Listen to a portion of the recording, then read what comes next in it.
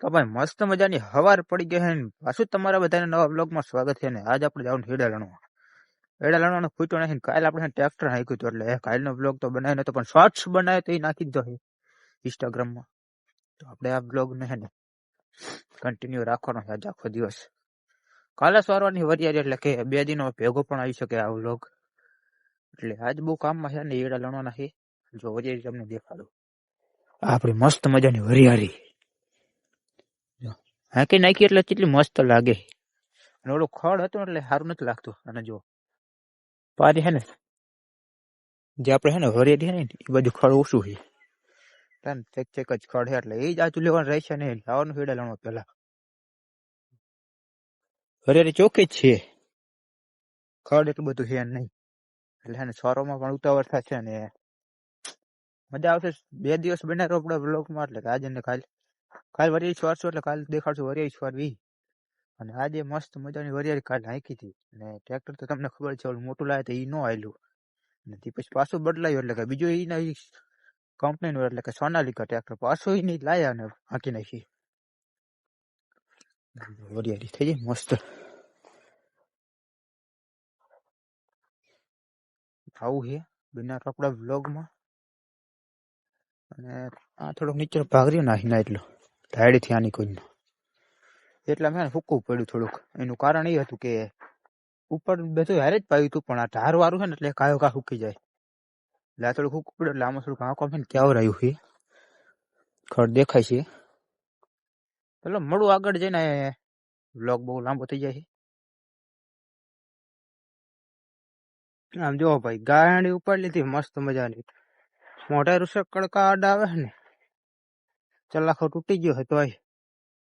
આમ જો મોઢા નાકરું આડું આવે છે, એડા છે.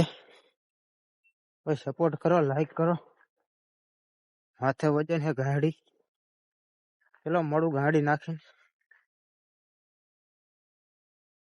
તો ભાઈ વાયગા 9:30 ગાડી નાખી દીધી મસ્ત મજાની. અને જો અહીંયા કાતર પડી હતી ને આ ઢગલો છે ને અહીંયા કાતર પડી હતી, તો મારા બા કાતર ગોતવા આવે ને કાતર ન જડી કે બોલો કઈ રીતના જોઈ છે કે હું બધે આમ જો સામે ઢગલો ને બધે ફરી પણ ન મળી. આપણે કાતર લઈને પાછું જવાનું છે અહીંયા 13 જણા, એટલે 3 જણા થઈ ગયા એટલે કાયો કા લણાય છે. અને આ લણી નાખી કાલ વરિયાળી સોરશું પછી પાછું કાલ છે ને આ જઈ રાતે એટલે કે કાલ રાતે પાણી ચાલુ કરવાનું હેડામાં એટલે સોરી નાખી એટલે લણી નાખી પછી છે ને પાણી ચાલુ કરી નાખી. મળી આગળ તો ભાઈ એડા આપણે લણી નાખ્યા છે ને આમ જુઓ ઢગલો કરી નાખ્યો મોટો.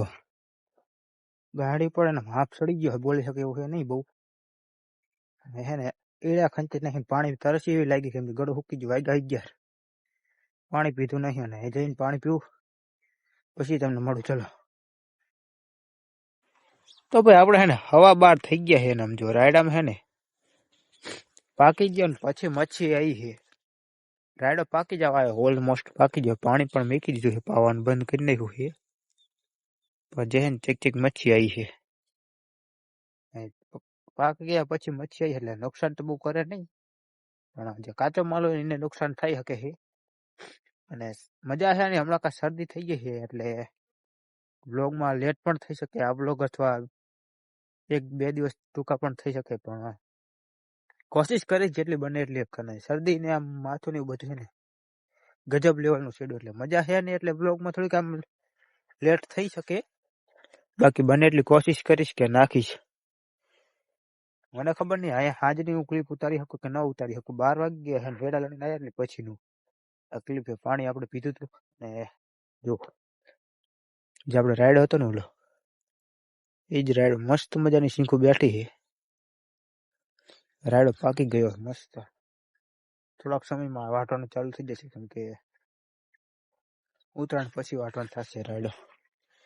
બધે શીંખો એવી થઈ ગઈ હો મસ્ત. બસ આટલું જ. અને ભૂંડા આવતા લાગે જો રાયડો આડો પાડી દીધો એટલામાં નહીં. વચ્ચે પાડ્યો હોય તો કઈ નક્કી નહીં, વચ્ચે કોઈ જોવા જતું નથી એટલે કે કઈ નક્કી ન કે વધારે પાડ્યો હોય. આડો મળીએ પછી આગળ અહીંયા હાલના બ્લોગમાં શું થાય ખબર નહીં, પણ કદાચ એન્ડ થઈ જાય આ બ્લોગમાં અહીંયા જ, તો માફ કરજો. બાકી મજા છે ને એટલા માટે બહુ તે બહાર નીકળાય એવું નથી, ગામમાં જવાતું નથી.